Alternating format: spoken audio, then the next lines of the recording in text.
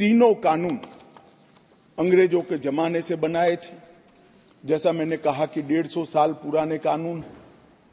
मोदी जी ने प्रधानमंत्री बनने के बाद गुलामी की मानसिकता और गुलामी के सारे चिन्ह इस देश में से जल्दी मिट जाए और नए आत्मविश्वास के साथ महान भारत की रचना का रास्ता प्रशस्त हो, इस पर आग्रह रखा। उन्होंने लाल किले की प्राचीर से कहा, मान्यवर, उन्होंने कहा कि कॉलोनियल कानूनों से जल्दी इस देश को मुक्ति मिलनी चाहिए और उसी के तहत गृह मंत्रालय ने 2019 से इसमें परिवर्तन लाने के लिए गहन विचार विमर्श चालू किया था।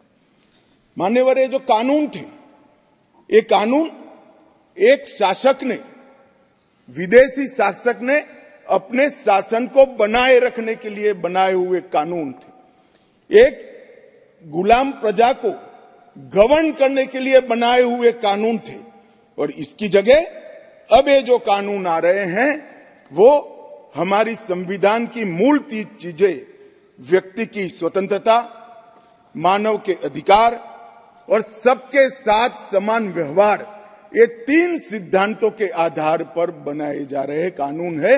ये इसका मूल परिवर्तन है जो कुछ लोग पहचान नहीं पाए।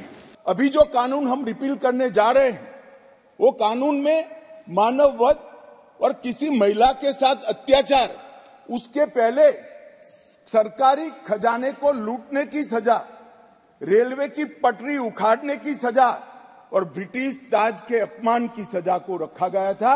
मानव वध तो बेचारा 302 नंबर पर बैठा बैठा अपनी राह देख रहा था। सुरक्षा प्रायोरिटी क्या थी? मानव वध नहीं था। किसी महिला के साथ हुआ दुर्व्यवहार, अत्याचार को न्याय दिलाना नहीं था। प्रायोरिटी खजाने की रक्षा था, रेलवे की रक्षा था और ब्रिटिश ताज की सलामती रखना प्रायोरिटी थी।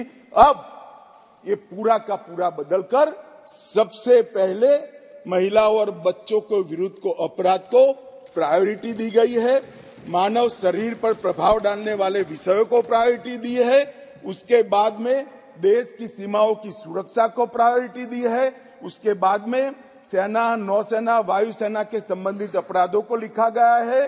उसके बाद इलेक्ट्रोल अपराधों को लिखा गया है।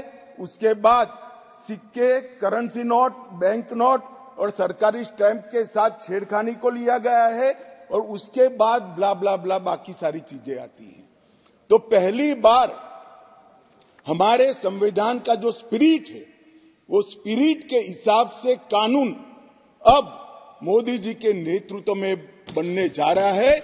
मुझे गौरव है कि तीनों कानूनों को 150 साल के बाद बदलने का और वो बिल को पायलट कर इस सदन में लाने का गौरव मुझे प्राप्त हुआ है। मान्यवर, जो कहते थे कि हम नहीं समझते हैं, मैंने कहा कि अगर मन खुला रखोगे और मन भारतीय रखोगे तो समझ में आ जाएगा।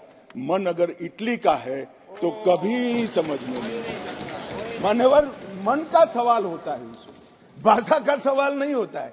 मन अगर यहाँ का है तो तुरंत समझ में आ जाता है, मन अगर यहाँ का नहीं है तो कभी समझ में नहीं आएगा।